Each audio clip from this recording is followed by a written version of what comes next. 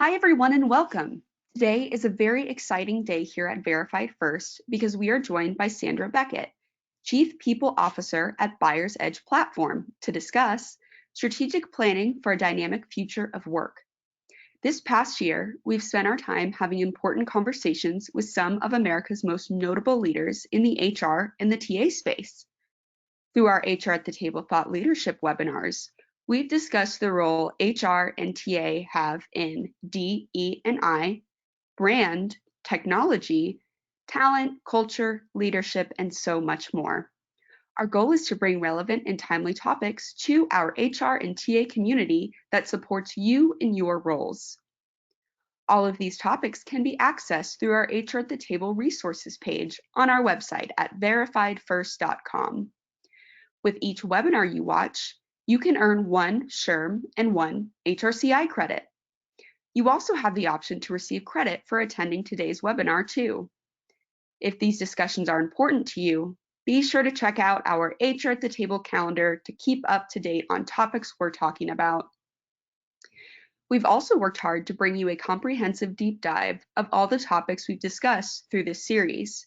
So, if you'd like to gather more insight, be sure to check out our blog page, also at verifiedfirst.com. Now, before we dive into today's discussion, I'd like to discuss some housekeeping items. As I mentioned, this webinar is available for one SHRM and one HRCI credit. For our live attendees looking to receive credit, be sure to stick around for our post-webinar survey. If you're listening to this on demand, check your email for instructions on how to redeem your credit. Don't worry, this webinar is being recorded, so you can use it as a resource, pass it along to your coworkers, or watch it whenever you'd like. We'd love for you to utilize the chat function during this event to send in any questions that you have for our speakers. To prepare, let's practice now. In the chat feature, let us know where you're tuning in from and if this is your first time attending HR at the Table.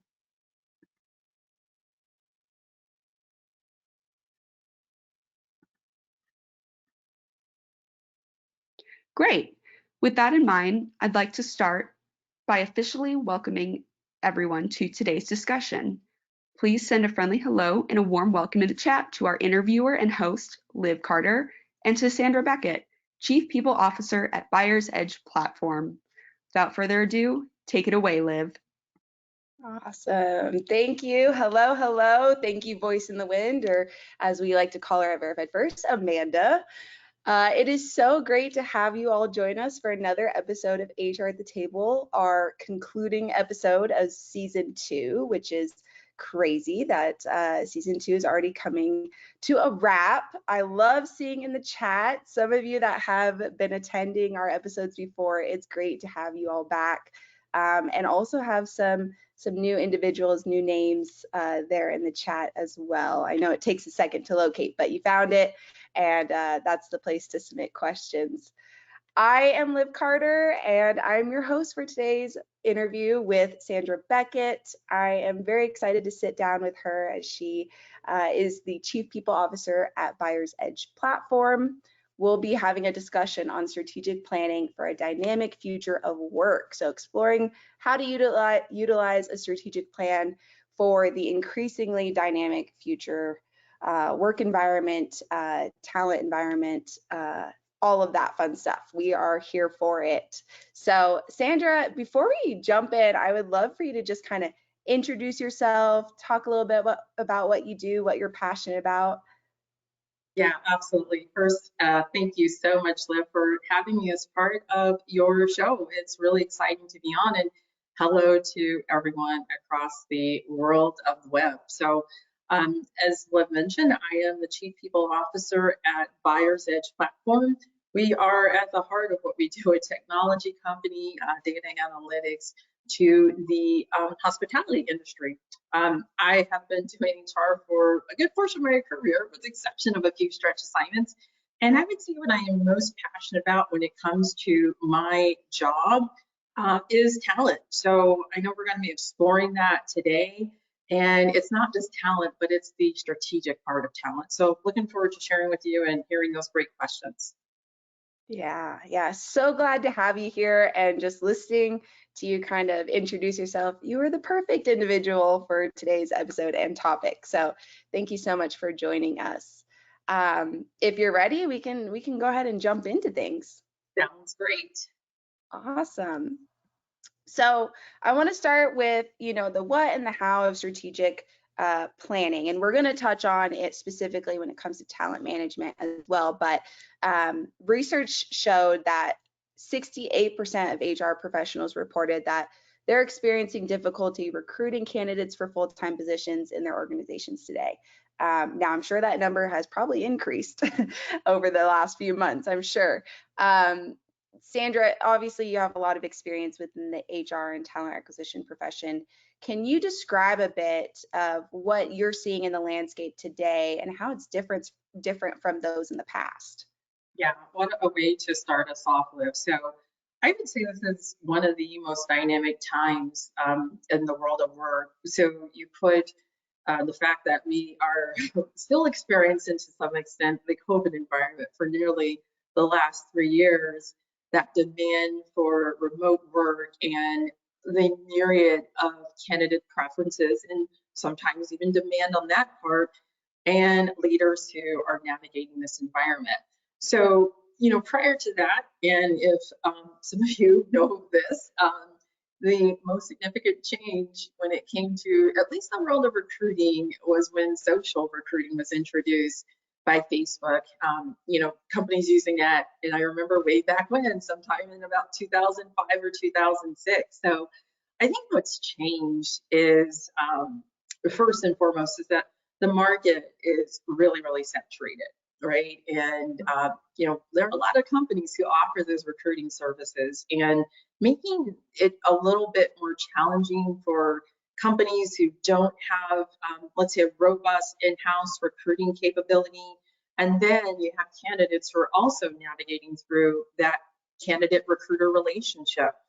I would say the other big one is that candidates have a lot of platforms. There's not only LinkedIn, but there are also, similar platforms like Hire Easy or Seek Out and dozens of other niche sites. So that technology aspect of how people are reaching candidates on both the employer and the employee side. And then, of course, what about our smartphones? If you are a candidate, how easy is it right now to be able to either apply to a job from your phone, or even, just really doing things online in real time and responding to recruiters in one time?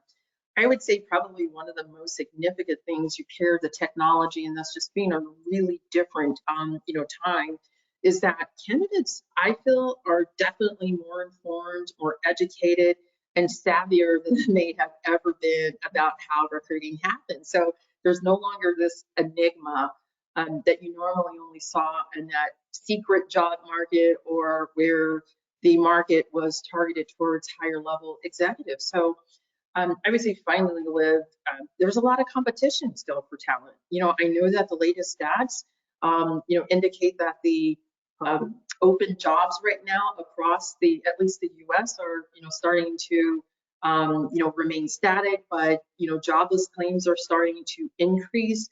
But there is still a lot of stuff out there for the candidates. It's a candidates market still. Yeah.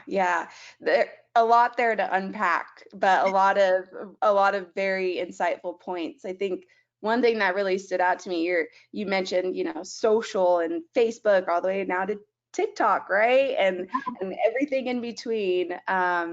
And all these opportunities that has come about when it comes to technology for HR and talent acquisition professionals. But those opportunities have also caused, there's more mediums at play, more saturated organizations and individuals. You can get more involved in the talent market and management than ever before, right?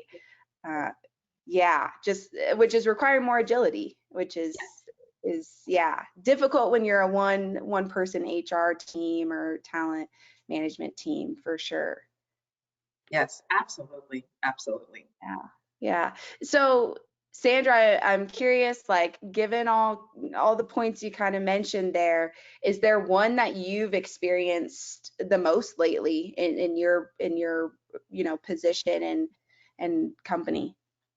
Yeah, another really great question. So we're actually seeing just a little bit of everything, to be honest with you. And I think a lot of people can relate to this, is that there's not necessarily this, magic formula that's going to give you the one answer to your one problem or your one challenge, let's say. But I would say that there are some, better practices and definitely some don'ts that I've seen over the last several years in assignments.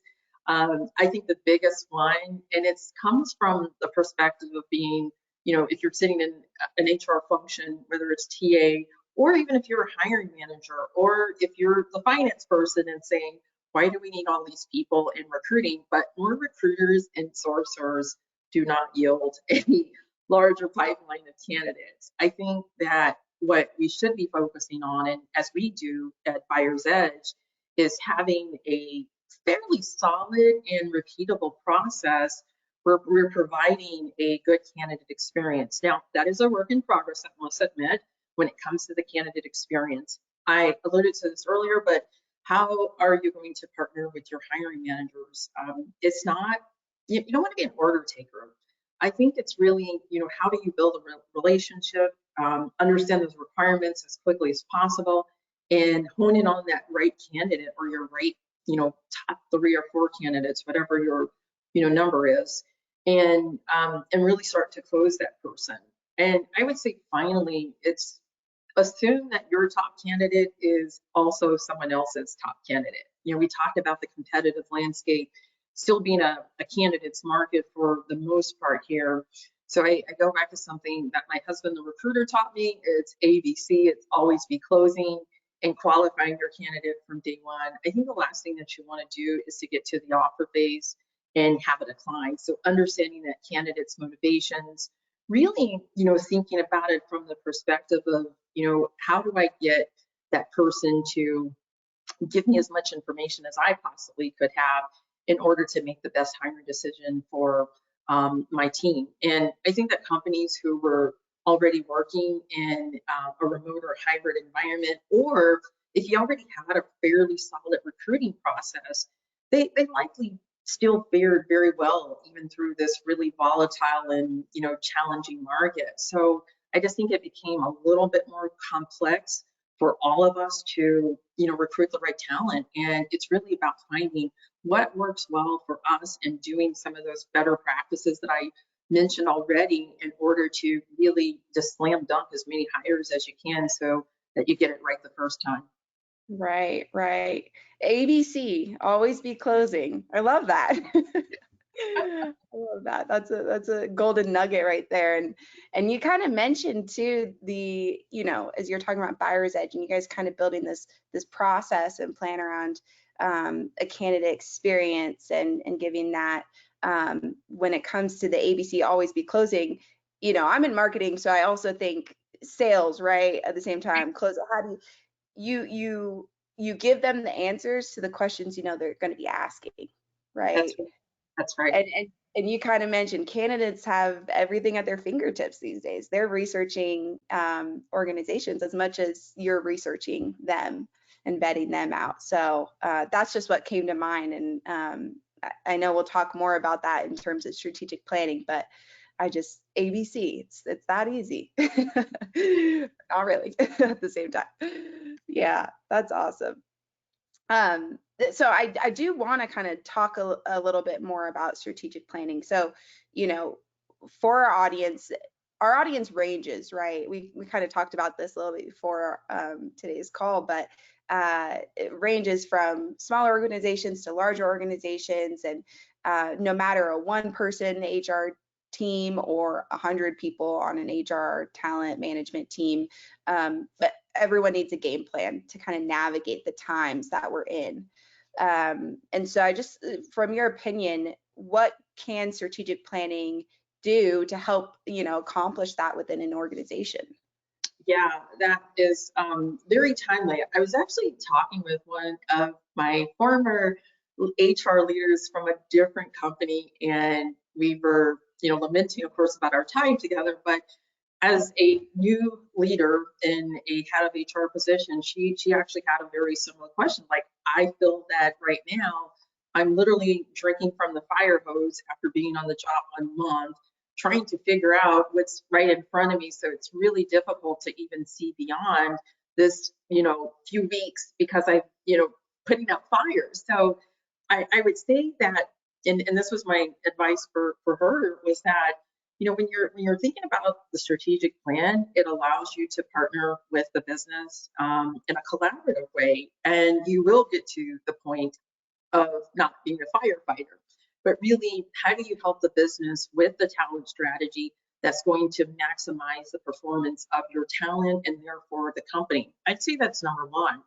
I think it's also about executing to your people strategy and not thinking about it as a separate agenda. It is a part of the business strategy. Talent should be, if you're not thinking about it that way, it really should be. And then I would say finally, the biggest one is maintaining that alignment, because it goes back to, if you're thinking about an HR agenda separate from the business strategy, that does not allow you to align there. So really having, that interdependency and that collaboration are extremely important to understand how strategic planning can help you accomplish, some of those talent goals within the organization. Right, right. Yeah. I love that people management being a part of the organization's strategic plan, and therefore your HR, strategic plan should be a part of that too.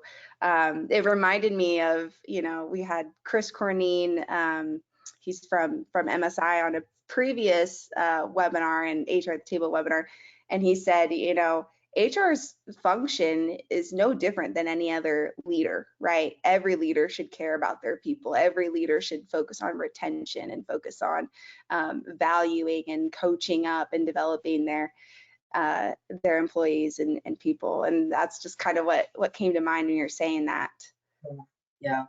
Yeah, and I know we'll probably move on from the subject, but I like what you just said, because I actually think of myself as a business leader first who happens to specialize in HR. So those same challenges that you just mentioned at MSI and the things that I should be doing, not only when it comes to a strategic standpoint around talent, I've got to be responsible for the care and feeding of my own team as well. So that's a really great point. Right, right. And you mentioned some of the challenges, but I'm going to ask the question anyways, and I'd love for the audience to kind of submit their thoughts too. But what do you think are some of the biggest challenges for you, or that, for example, your previous colleague, when strategic planning? And audience, feel free to submit your thoughts. I'm curious on what's the biggest challenge. Yeah, I would love to hear what other people are experiencing, but believe it or not, this one is quite simple. But time sometimes is my biggest challenge, and we all have competing priorities, like I mentioned, whether it's the care and feeding of our own organizations, our own HR leaders and people within our function, and the day-to-day tactics and that operational, the run and maintain of your, everyday just getting stuff done. And I've experienced at the less mature organizations that you may sometimes get pulled out into the weeds. And you also mentioned, Liv, that we have colleagues who are HR departments of one or talent departments of one, and that definitely sometimes detracts from your ability to be strategic. So I really think it has to be a balancing act when it comes to, how do I set time aside for painting and envisioning that bigger picture, but Right. also that ambidextrous capability of doing my day-to-day stuff as well. Right, right, yeah. And it definitely looks like the audience agrees too. Rebecca mentioned time and where to start. There's so much that needs to happen. And Yeah. Rebecca, we'll kind of talk about where to start and some of Sandra's thoughts on that. Richard mentioned limited budgets, people, Oh, resources. yes. Agree. Yeah. Yeah. Yeah. Leadership. Let's see. Richard also mentioned leadership can sometimes be challenging, react to the in the moment whims. Yep. Yeah, definitely. I was going to ask the question of who else felt like they were kind of a firefighter and drinking from the fire hose, but I think that that question alone on the challenge kind of answered that. Now, I don't want to focus just on the challenges because I think there's a lot of value that comes out of strategic planning. Um, Sandra, from your experience, what have been some of the successes you've seen come out of taking the time and the resources to kind of build out a plan? Yeah, absolutely. And I definitely appreciate those comments around, your own leadership being an obstacle sometimes, or budget. It's all real for all of us at some point. But I have been fortunate enough to work for some really great companies over the course of my career. And, where the organizations are larger, the HR or the talent strategy was an imperative as part of the business. And right now I'm with a company who is actually evolving and maturing. So I'll actually give you an example of something I experienced right now. So I am the first CPO, or Chief People Officer, or CHRO, for my company. It was a formerly family-owned business turned private equity, and as a SaaS company, we're in the business of providing analytics and data to the customers that we support. So I knew that that was something that was super important to not only the CEO, but just something that we weren't doing. In HR, we weren't doing data analytics very well, and I did my listening tour my first 100 days. Our people team did a retreat to better understand our current state. We did our SWOT analysis. So I'm giving you like some insight as to not from a big picture, strategic planning with the business, but what we did strategically within our own HR organization. But we then, put together our talent strategy that addressed the business challenges. So we already actually had an HR mission, and we created a strategy statement and goals of how we would fulfill the company mission and strategy. So we started with recruiting, so I'll stay with that example for just a moment, but it was tech talent. It's like, we've got to have these people, we've got to have a lot of them. And me, it's just like, oh, whoa, wait a minute, what's going on here? But I, created the roadmap based on our stakeholder feedback and everything that I had learned in my listening tour, and then prioritizing not only technology, but other leaders, other stakeholders had other pain points. I then went back to our exec team. I presented to the board, and going back to our better practices. What this revealed to me was it was about the quality of hire and agility, and then you pair that with the retention for our existing employees, and they asked really tough questions, and I had data to be able to respond to those tough questions, whether it was around our hiring trends, our turnover rates, or hey, this is what's happening in the market. We can't forget about all these different factors that really kind of culminate to put together an HR strategy. So I know if it sounds complicated or oversimplified, but I think that the success here was really honing in on what the business needed for that time, but not losing sight of our bigger picture or that longer term strategy, plus the roadmap that we knew that we had ahead of us in order to keep pushing forward and burning down some of those other challenges or priorities that were identified in that process. Right. And it sounds like the data allowed you to kind of speak the language of the business too, that kind of Oh my gosh, connected. yeah. And the CEO actually said, I've never seen this before. And to me, it's like, well, those are some very basic metrics like turnover and, decline rate, or, what have you. So they come to expect it now, which is not a bad thing. So Yeah. you asked about, like, how do you start? It's with those, small victories, those early wins that are, to you that may seem pretty mundane or just, not sexy or what have you, but it's just basic data and metrics to help frame that strategy for him. Right, right, which can go so far, and that was a great example. That was a great example. We do have a question from Jennifer before we kind of move on to like breaking down strategic planning and what that might look like to kind of answer some of the questions. Jennifer was wondering, are you aware of any staffing formulas to help determine the appropriate staff for a department? Any thoughts on that? Wow, that's a great question, Jennifer. And while I don't have a specific resource for you, and I can't believe I'm going to say this, but Google is a powerful thing in this case, because what you're going to find are probably some fairly consistent, methodologies or formulas for how you calculate that metric. And I think that, at least in my experience, when I've done that, it tends to be very accurate and consistent, more so than accurate. I would say that if you're not a member of Sherm, that's always a really great source of some basic information. Probably talk about this a little bit more, but I also feel that networking is important. There are a lot of resources, like me today talking to a former employee, and she's asking me these questions. It's like, hey, pick up the phone, schedule a meeting, send me a note or something. I mean, I call myself like Siri at work now because of being able to answer some of these questions. So it's just like, hey, Sandra. So feel free to, utilize your network. And I think most people, like me, at least I rather enjoy it. It's never a bother for me, because I think we've all been there with needing to understand how to do it, and sometimes you don't know where to start. So definitely just plug into your network, find various sites where they are hosting forums for HR people or talent, what have you. Then you're probably going to get some other resources for what do you do with metrics in that respect.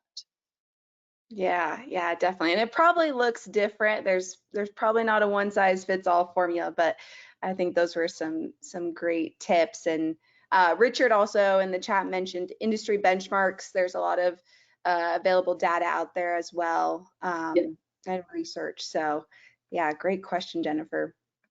Sandra, I want to move on and talk a little bit more specifically about strategic planning, what that might look like. I believe it was Jennifer that in the chat asked earlier, or mentioned earlier, resources, time, and where to start. Like, it seems like a lot, and you still have to juggle your day to day.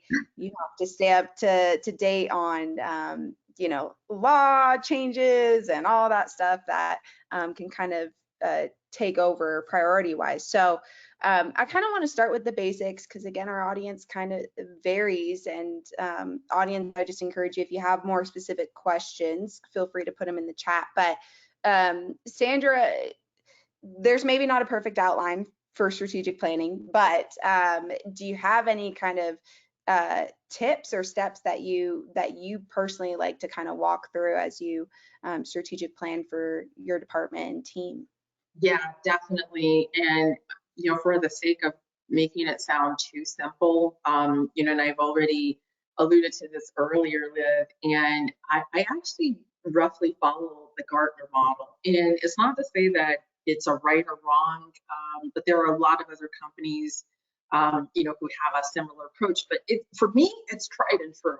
So I continue to use it until somebody tells me, hey, you gotta up your game or do something different. But I think that strategy begins, especially as HR folks, with understanding the business. It's really an underestimated skill. I tend to be a business junkie, and I live, just love immersing myself in understanding the business, knowing how it works, that organizational context of like, why is this happening? What is the history here? Without, dwelling on the history, of course, but I would say another aspect of that is just what's happening in the industry or the market. They may drive the direction of your company. I mentioned that our company supports the hospitality industry.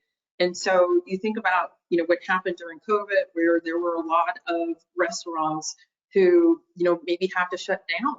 And that was actually, a moment of growth for our company because we did provide people, restaurant owners, or people in that industry with some good data to be able to understand how to bounce back, or how do I even navigate this, that I'm staying open. I would say the other part of knowing and understanding the business is just knowing the company vision and strategy. The second one is aligning your people priorities or your HR priorities. I don't know if anybody's like people or HR these days. I say them both. With the long-term business needs, and do you have the right capabilities, not only within your HR team to deliver to this, whatever your end state is or your ideal state, but having those capabilities in your business as well. Everybody's not going to agree with you. This doesn't happen overnight. It is typically, a journey. And I would say finally, just, supporting the strategy and how do you reward the right behaviors and outcomes. One that I've seen quite often either minimalized or really not prioritized when you think about strategy is getting your stakeholder feedback. And I mean, this applies to like any function, not just from an HR or a talent perspective, but you know, just like in the example that I talked about with a candidate, you don't want to get to getting ready to implement your strategy and people say that really stinks, or that's not what I asked for, or you did not meet the mark. So that continuous engagement with your stakeholders and going back to check for understanding is super, super critical.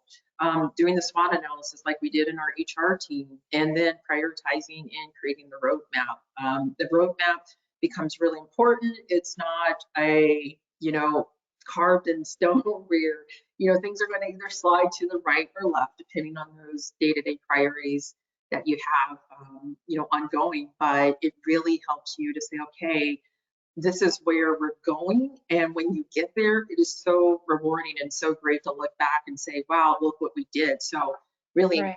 patting yourself sometimes on the back, because it doesn't seem like it's a victory no matter what size it is, but really reflecting on, either how you were successful, what do you need to do next time differently, or, wow, that was, really great victory. We really smashed that one. Yeah, yeah. See, I think that was a pretty darn good outline there, Sandra. I will say that was awesome. And I know it's not as easy as like, ABC 1, 2, 3 sort of thing.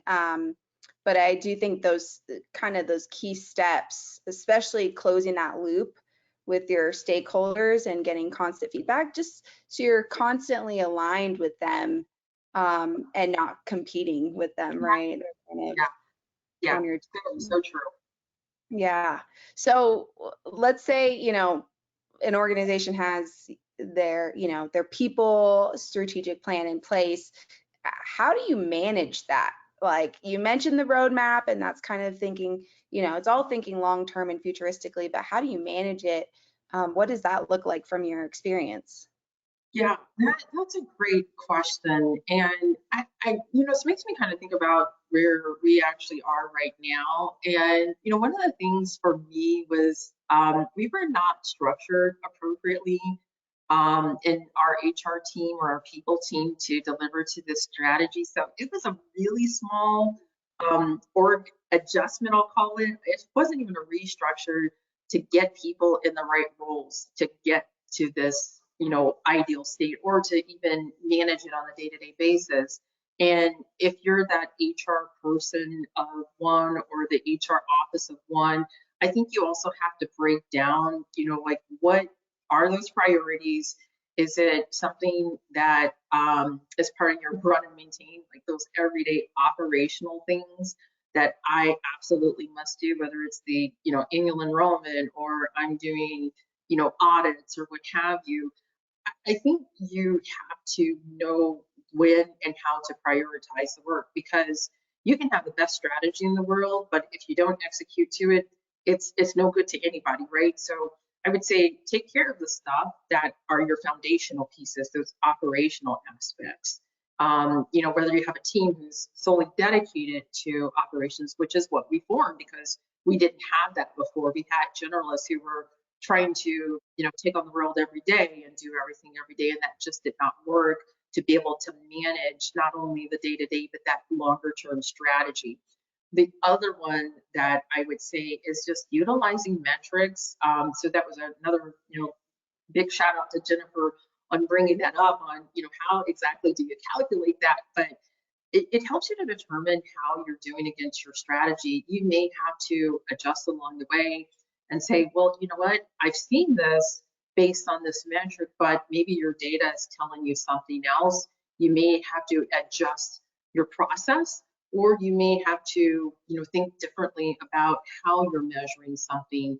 And, you may have to adjust your goals along the way, but your strategy should be sustaining in order to grow and scale with your business, whether it's backwards or forwards on that growth or that scaling. So metrics are tricky sometimes, but they shouldn't be intimidating, but you got to have it to know how you're doing and how do you improve to what you're already doing, whether it's on that operational side or that strategic side. Right, right. To recognize the areas of growth, but also celebrate the wins too. Yeah, definitely. Are there, because I'm curious, are there certain things that could be used to kind of measure the success of a strategic plan? Are there metrics that you found are important, or things that could be communicated to leadership that are maybe more valuable? Yeah, that's a tough one, to be honest with you. But when I think about the strategic plan, it's not always quantifiable, right? You have some metrics that you put in place in order to measure your effectiveness or the effectiveness of a particular area, whether it's recruiting or employee relations or what have you. But I do think that when you're aligning your strategic plan to your business needs, it has to speak to what you are as an organization. For example, are you values or purpose driven? That was important for us. So I had to make sure that our goals, when we were developing those, really spoke to how our leaders living, our values. And then, the long-term ambition and aspirations of the company, and are your goals aligned to fulfill that? I said this many times already, but I cannot emphasize enough is that it's not the HR agenda, it's the talent strategy for your business or your HR strategy for your business. Your strategy actually has to be actionable too.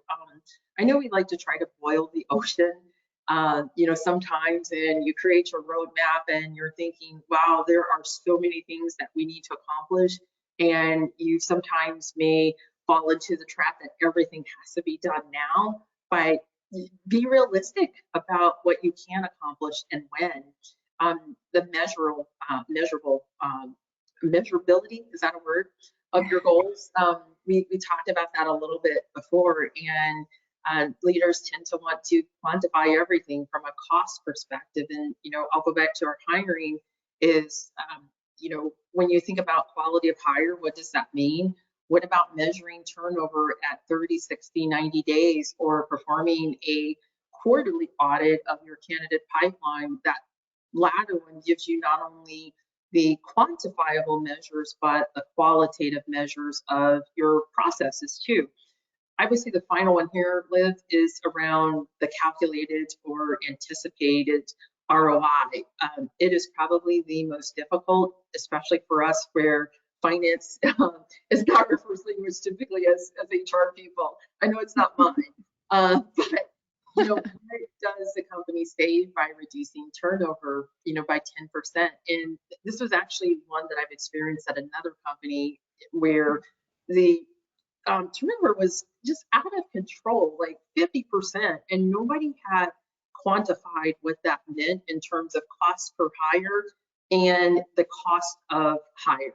So the cost per hire and the cost of turnover, excuse me. So really helping, getting a finance person or my ops person involved in like, okay, if we have turned over, maybe the average for this particular industry is $4,200 a head every time we turn somebody over or they're exited from the company. Then you add that to your cost of hire, and the number for us was somewhere around like $85,000 to $9,000, and that's what actually got the attention of the exec team and saying, you know what, we really got to work on this. So think about if you are able to think about the ROI as a part of your strategy, and what am I going to say? What are we going to do differently that's going to make us more efficient? Are we going to move faster, meaning we're cutting out days in a cycle time? Thinking like somebody over in manufacturing and operations is that's how they run their function. It's not about, hey, I feel this way, but it's like, here is the data, here are the numbers that really help the leaders put that into perspective. And I think that's what a lot of exec teams or leadership teams are really looking for when it comes to that strategic plan, and what part does the talent or HR strategy play in the overall contribution to the business. Right. Yeah.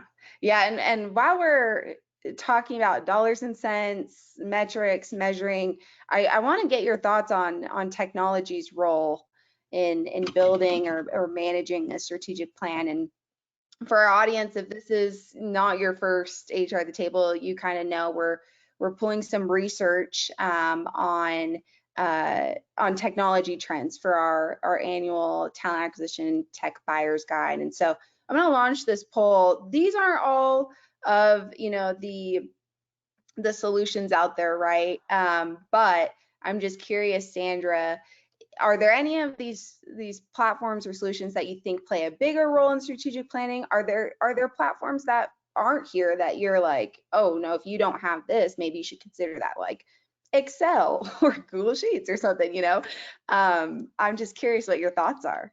Oh yeah, I love this question. I'm a techie too, and I do kind of live and die by my data and the data sources. Now, the interesting part of what you're thinking about here on this particular side, your ATS, CRM, but hopefully it starts with having a good HRIS or a good HCM system, meaning that's your HR data warehouse. I think all these other things are, definitely important. Those first are especially on the TA side, with ATS, candidate relation, background screening, learning and development. I say that's more, on the retention side. Not to say that's not important, but I do think that when I think about something that's all encompassing, is what do you get out of your HCM? And there are so many ways and so many different levels and so many different solutions, let's say, that meet a variety of price points, whether you're a small company, where maybe something like Lattice or Bamboo or Mainly are good for you, or if you are a larger company and Workday or Success Factors, which are those kind of super platforms or HCMs that really give you that very, very comprehensive data.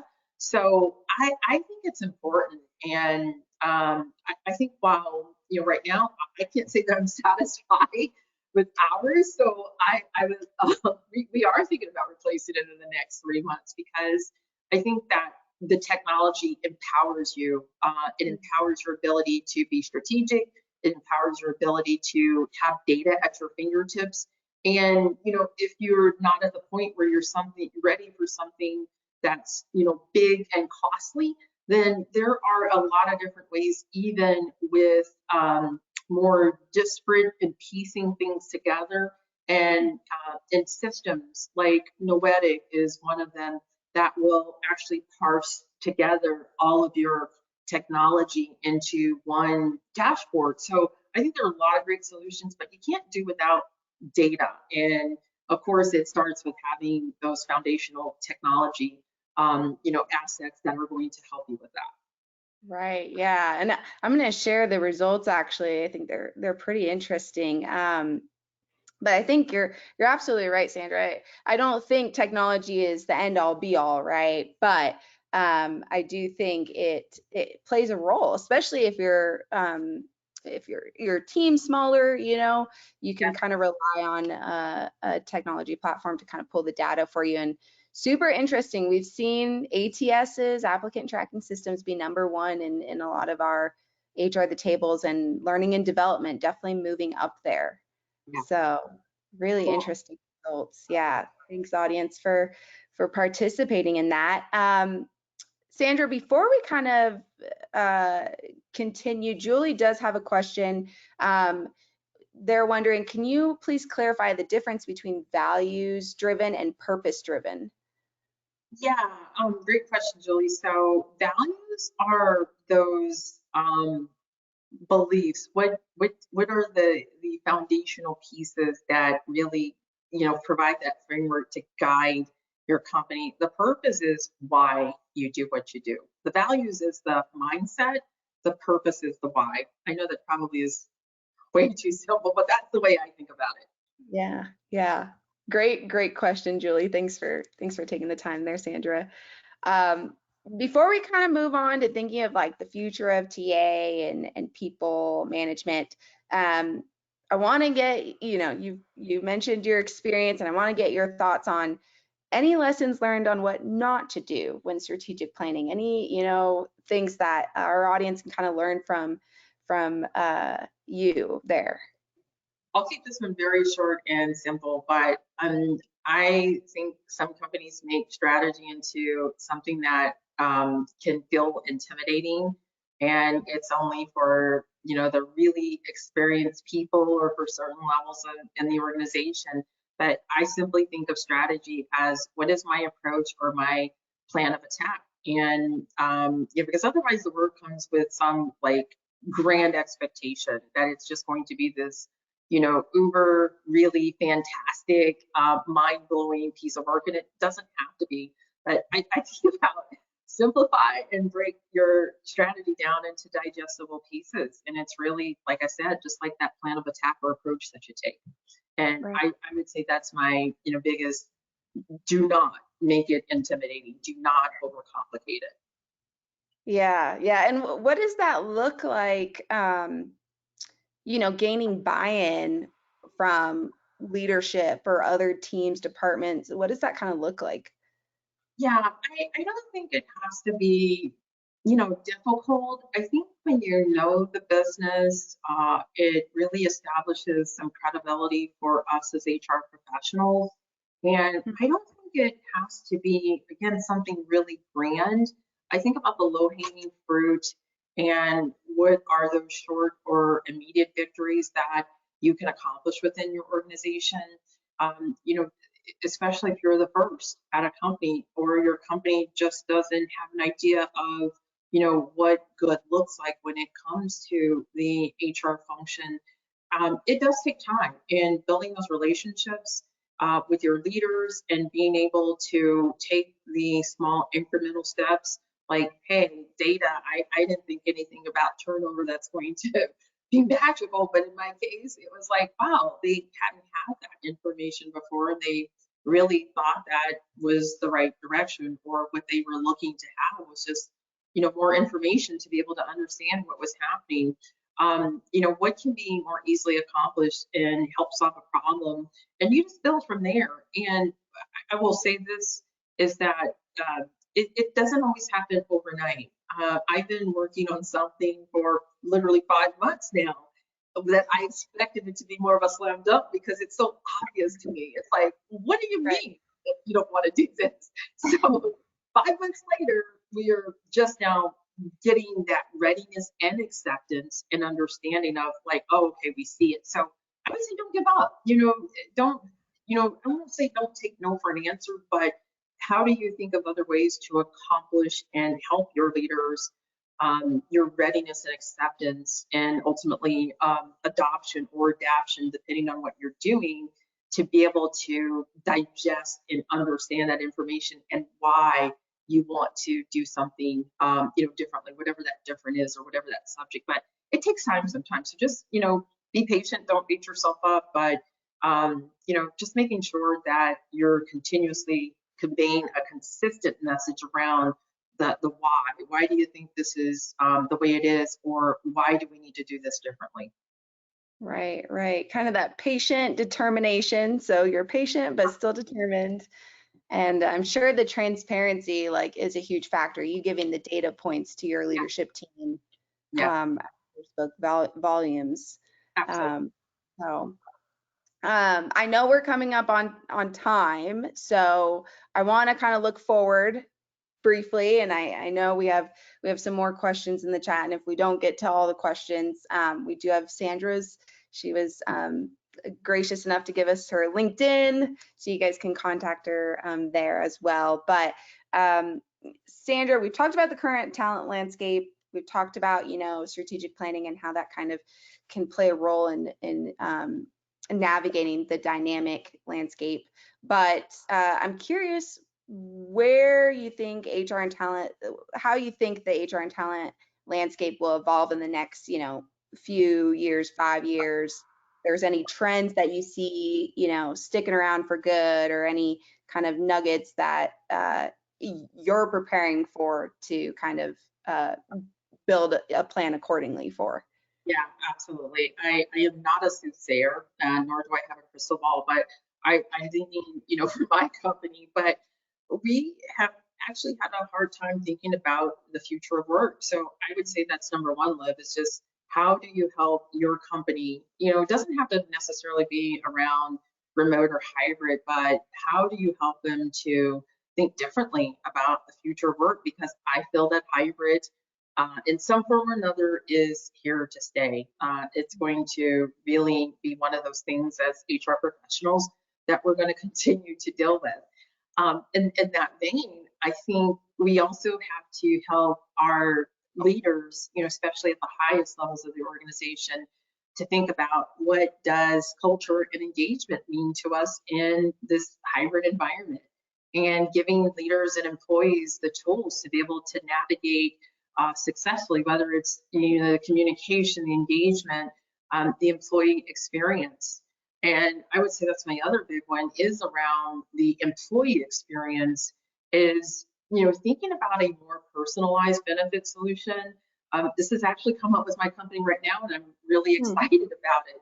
But, most of us, most companies that we work for, offer the, here's your medical, dental, and vision. And I don't see that as being acceptable is too strong of a word, but let's say acceptable any longer. But thinking about lifestyle benefits and holistically about the healthy organization, like my financial literacy and wellness, my mental literacy and wellness there, and that healthy culture, just going beyond like tracking steps or what have you. I love the lifestyle benefits.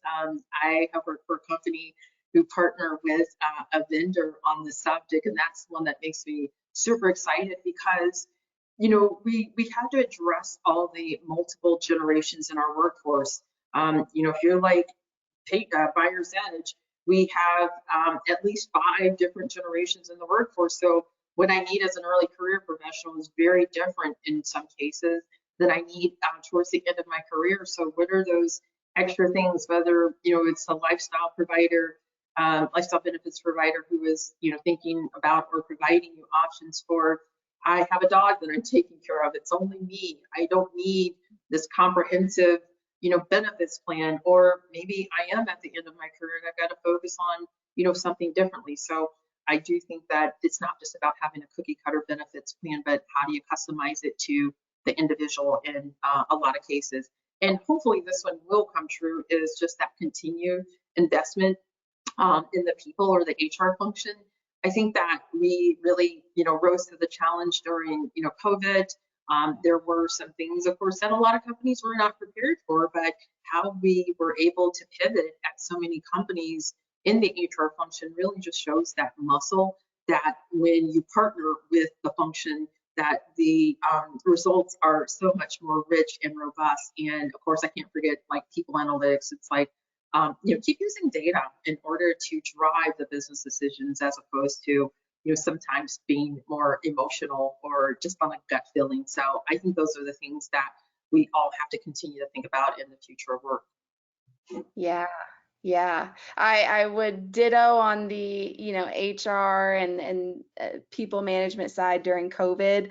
Our HR team kept, the heartbeat alive in our organization, and I'm forever grateful for that. So for all of you in the audience, like, thank you for everything you did during Yeah. those years, and still do, because it's still a lot of navigating and learning, kind of as you go. But that was super, super insightful. And Sandra, I just, coming up on time again. I wish we had a whole nother hour. We could probably keep going. Um, but any last remarks, last kind of thoughts, any nuggets you want to leave our audience with? Yeah. Um, Yeah, definitely. And thank you everybody for the great questions, and again for having me as part of your show here. But just kind of thinking at the highest levels about strategy is, at the foundation, strategic plans should be designed around HR solutions that evolve and scale. And I think I've said this before, they are not these lifelong documents that are carved in stone or should be put on a shelf after use. But just remember that alignment with your business, and that you are a part of the strategy. We are a part of the business strategy. We couldn't do it without talent. So I'll leave it at that, and thank you again, Liv. yeah. No, thank you, Sandra. Thank you again so much for joining us today. Audience, like I said, we have Sandra's LinkedIn there. The QR code should take you there. If not, we've got it typed out there, and you can reach her there. And again, Sandra, I just want to say thank you for wrapping up our 2022 season 2 of HR at the Table. Like, we couldn't have asked for a better speaker, and a very very great conversation, especially moving into the new year. And I hope our audience feels the same. And I'm very thankful for the conversation we had today. Awesome. My pleasure, Liv, and thank you. Yeah. So I'm going to go ahead and pass it off to our voice in the wind, Amanda, and she'll close us up, let you know how to get Sherman HRCI credit and all that fun stuff. Awesome. Bye, everybody. Well, that about wraps it up for today's discussion. I want to thank everyone for your attendance today, our guest Sandra Beckett, Chief People Officer at Buyer's Edge Platform, and our host Liv Carter for making this episode of HR at the Table possible. We'd love to hear what you thought about our webinar today, so make sure to leave us some feedback on our post-webinar survey. For our live attendees today, stick around just a little bit longer for our post-webinar survey to redeem one SHRM and/or HRCI credit. For any on-demand listeners, check your email for instructions on how to redeem your credit. We'll be sending out the webinar on demand in case you want to use this for reference or send it to a colleague. Also, stay tuned for more HR at the Table webinars and for blogs deep diving into today's topic. Next month, we'll be hosting the founder of Aptitude Research for State of Talent Acquisition Tech 2023 Trends. We hope you can make it, and we will see you next time. Thanks again.